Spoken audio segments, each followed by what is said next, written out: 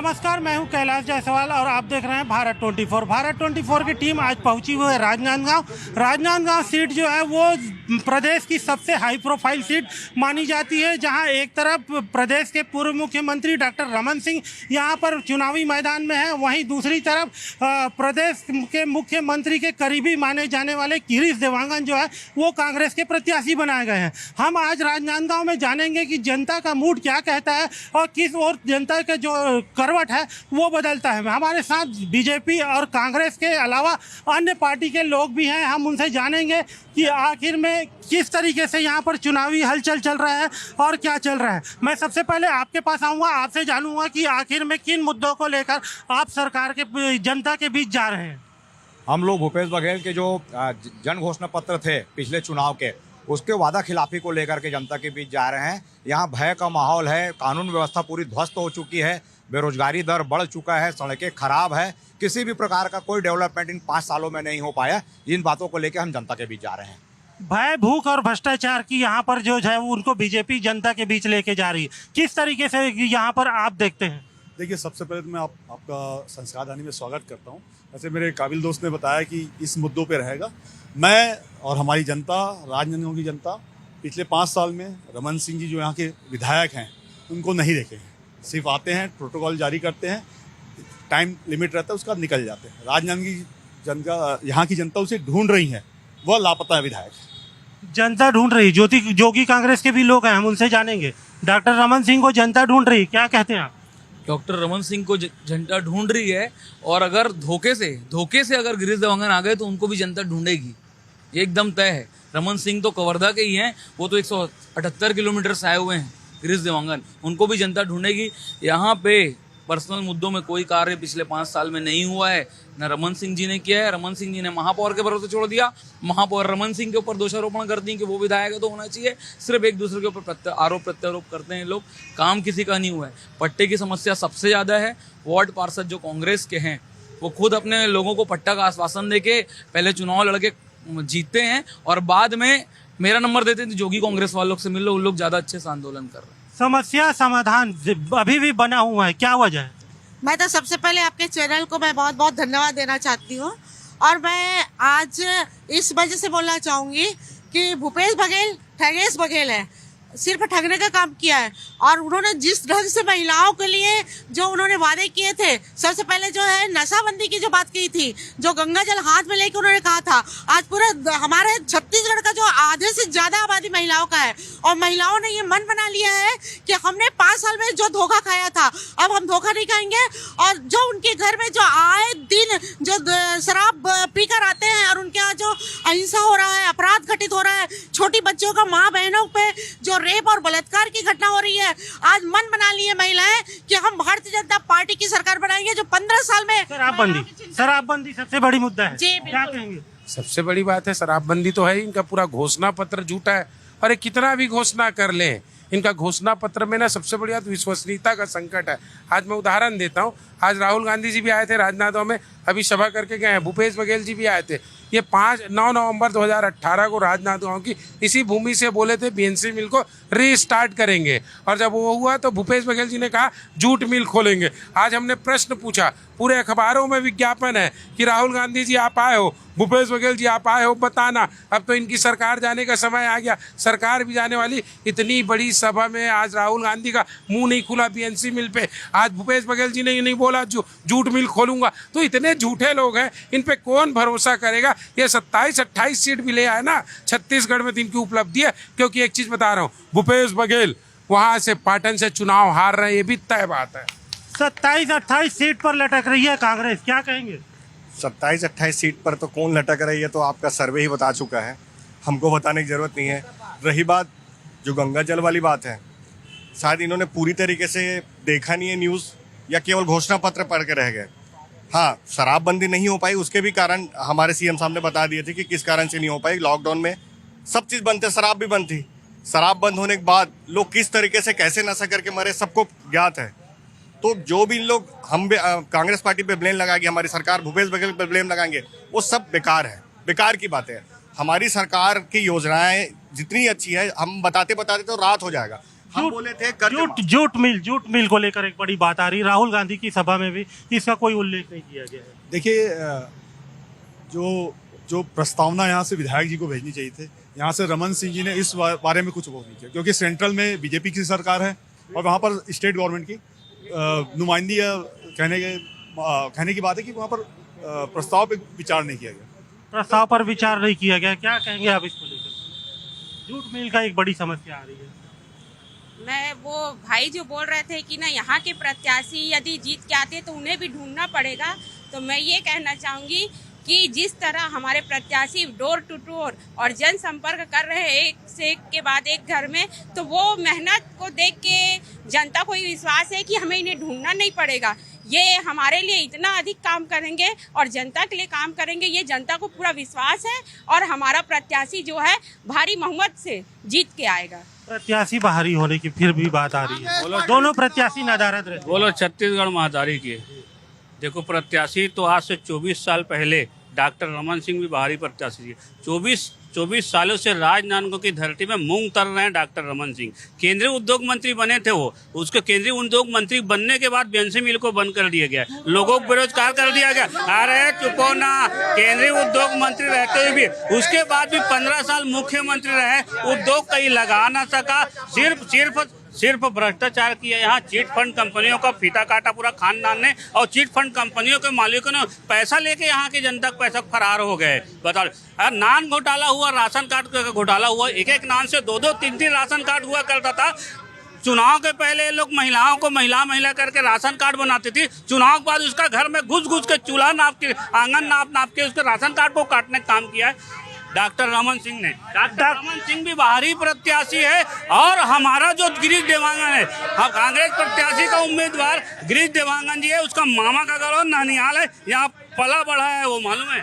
और गिरीश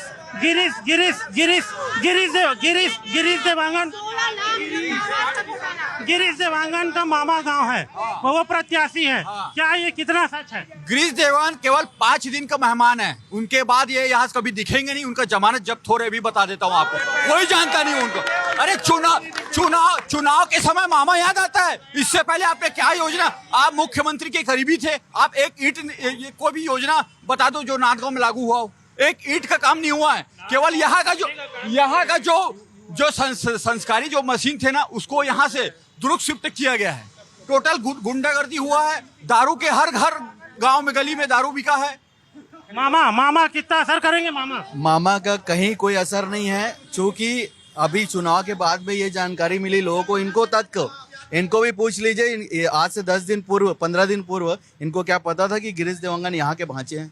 दूसरी बात मैं बोल रहा हूँ, लगातार जो छत्तीसगढ़ में जो झूठ का कारोबार भूपेश बघेल जी चला रहे हैं, झूठ के कारोबार में बता दूं, आपको भी पता है कि छत्तीसगढ़ में अराजकता ऐसी रही कि CGPSC भर्ती में जिस तरीके से सार्वजनिक रूप से जो बाद में मामला प्रकाश में आया है कि टामन सोनवानी का कितना बड़ा हाथ उसमें रहा। दूसरी बात मैं बता दूं, यहाँ का हमारा खुद का भाजपा का कार्यकर्ता सुरक्षित नहीं है। मामा और भाचा छत्तीसगढ़ में एक महत्वपूर्ण रिश्ता रहता है, क्या लगता है मामा पार हो जाएंगे इस बार? मामा ने 15 साल भ्रष्टाचार किया और राजनांदगांव को 5 साल से विधायक की कमी है। सीधी बात, शराब का सरकारीकरण किसने किया? पूछ लीजिए भारतीय जनता पार्टी से। और ये बोल रहे हैं महिलाओं के लिए छत्तीसगढ़ में पनामा नान घोटाला, 36,000 करोड़ का नान घोटाला, ये डॉक्टर साहब ने बिल्कुल मामा भाचा का बड़ा यहाँ पर रोल हो रहा है। गिरीश यहाँ के भाचा है, क्या कहेंगे इसको लेकर? अब मैं ये कहना चाहूंगा कि कोई दुबई में रहता है, उसका रिश्तेदार यहाँ पे रहता, तो यहाँ चुनाव लड़ लेंगे क्या? दूसरी बात ये बोलना चाहूंगा, जैसे कि अभी भाई साहब कह रहे थे कि शराबबंदी का वादा किए और कोरोना में जब लोगों की हालत देखी तो बंद। अरे यार, तो शराबबंदी का जब वादा करे तो पूरा डिटेल में लिखना था कि कोविड आ जाएगी तो हम शर्तों में चेंज। तीसरी बात बोलना चाहूंगा, बेरोजगारी भत्ता एक लड़के को एक बेरोजगार युवा को दिया जाएगा। भूपेश बघेल जी ने वादा किया था, जब देने का बारी आया, एक तो 5वें साल में दे रहे हैं है। ऊपर से 73% लोग फॉर्म जमा किए, 17% लोगों का एक्सेप्ट हुआ, 10% 17% लोगों का एक्सेप्ट हुआ। तो इन लोग सिर्फ वादा करके दावा करते हैं और बाद में बदल देते हैं। और इन लोग के अंदर हिम्मत है, इनके अंदर भी तो शपथ पत्र दे के दिखाए। जो तमाम वो मुद्दे हैं। हमारे साथ यूथ भी है, हम उनसे जानेंगे क्या। बेरोजगारी भत्ता के नाम पे सबसे पहले इन्होंने ठगा, बेरोजगारी भत्ता देंगे बोले थे वो भी भूल गए। चुनाव आते ही इन लोग एक ही काम करते हैं, घोषणा, और घोषणा में कोई वादा पूरा नहीं होता है। चुनाव आते घोषणा। आज इनका राहुल गांधी सभा लेने आया था, वो भी यही चीज बोल के गए कि यहाँ का चीफ मिनिस्टर अदानी का काम कर रहे हैं। आम जनता के लिए कोई काम नहीं हुआ है, सिर्फ अपराध का काम यहाँ पे हो रहा है। हम यूथ परेशान है। भूपेश बघेल सिर्फ ठगने का काम किया है। एशियन बैंक का ऑफिस बंद करवा दिया, पाठ पुस्तक निगम का ऑफिस बंद करवा दिया, सेतु नगर निगम का ऑफिस बंद करवा दिया है। भूपेश बघेल सिर्फ छत्तीसगढ़ को दिल्ली दरबार का एटीएम समझ लिया है और उसके अलावा भूपेश बघेल कुछ नहीं कर रहा है। क्या कहेंगे? भूपेश बघेल प्रदेश में युवाओं की स्थिति बद से बदतर कर दिया है। जितने युवाओं को उन्होंने रोजगार नहीं दिया, उससे ज्यादा युवाओं तो महादेव ऐप चला रहे। जितने ही ज्यादा युवाओं को इन्होंने बेरोजगारी भत्ता नहीं दिया, उससे ज्यादा तो आज कोचिया बने बैठे युवा। तो ये युवाओं को नशे की गर्त में, अपराध की गर्त में ढकेलने की कोशिश भूपेश बघेल कर रहे हैं। युवा इसका जवाब देगा। युवा भूपेश बघेल को प्रदेश से भगाएगा। क्या कहते हैं इस बार, रमन सिंह या भूपेश बघेल? भैया भूपेश बघेल को नहीं देना है। नहीं देना है? नहीं देना। क्यों नहीं देना है? क्यों कि कई घोटाला उसके नाम से, और कई वो है, एक हो तो गिनाऊं, कई घोटाला है, इसलिए हमको नहीं। किस प्रकार के घोटाला जानते हैं आप? है? किस प्रकार से घोटाला जानते हैं? सब घोटाला है। आज जो भी सरकार है, आज भी घोटाला है। हाँ, आपके पास आऊंगा। पूछो क्या कहेंगे इस बार चुनाव को लेकर? इस बार चुनाव सबसे पहले बात तो ना, भाजपा के पास मुद्दा है ना नेता है। नेतृत्वहीन हो चुकी भाजपा, और मुद्दा भी इनके पास कोई भी ऐसा मुद्दा नहीं है जिस मुद्दे को लेकर ये जनता के बीच में जाएं कि इस मुद्दे पर हम चुनाव लड़ रहे हैं करके। क्योंकि इनके पास कोई मैनिफेस्टो भी नहीं है अभी तक से, ना कोई चेहरा भी नहीं है। इससे साफ जाहिर होती है कि भाजपा हतोत्साहित हो चुकी है और सिर्फ इनके पास में एक ही नारा है, बेबुनियाद इल्जाम लगाना। पिछले 5 साल में भूपेश बघेल सरकार ने अपनी योजनाओं के आधार पर, भूपेश बघेल की सरकार से, योजना से हर व्यक्ति लाभान्वित हुआ है। ये सामने में आत्मानंद स्कूल है, गोधन न्याय योजना है, वृक्ष संपदा योजना है, जिससे हर जनता लाभान्वित हुई है। और अभी एक सबसे अच्छी बात कही, एक अच्छी बात कह के गए राहुल गांधी जी ने, भूपेश बघेल जी ने, जो छत्तीसगढ़ सरकार है अभी आने वाले समय में जातिगत जनगणना कराएगी, जिससे ये होगा जिसकी जितनी हिस्सेदारी उसकी उतनी भागीदारी, जिससे हर जनता लाभान्वित होगी। ये सिर्फ खोखले वादे करते हैं। माननीय भूपेश बघेल जी ने अभी कहा है कि संपूर्ण किसानों का कर्जा माफ होगा, PG 2 से लेकर PG तक की शिक्षा मुफ्त होगी, और हमने खाली वादा नहीं किया, उसको करके दिखाया है। PG तक की शिक्षा मुफ्त होगी। नहीं, एक चीज, अरे पहले तो मैं इनका ना घोषणा का हवा निकाल देता हूँ। क्या बोले, जातिगत गणना करेंगे, जनसंख्या कराना किसका काम है मालूम? केंद्र सरकार का। आप लोग क्यों घोषणा कियो? तो आपकी हिम्मत है क्या? करवा सकते हो क्या? हिम्मत नहीं है, फालतू बात करते हो। संवैधानिक उपबंध है, फालतू बात जब कर नहीं सकते तो क्या बोल रहे हो? सुनो, जनगणना कराना केंद्र सरकार का विषय, कोई राज्य सरकार करा सकता है क्या? इसके पहले आपने कुछ कभी सुना? केंद्र सर, बिहार में खारिज हो गया।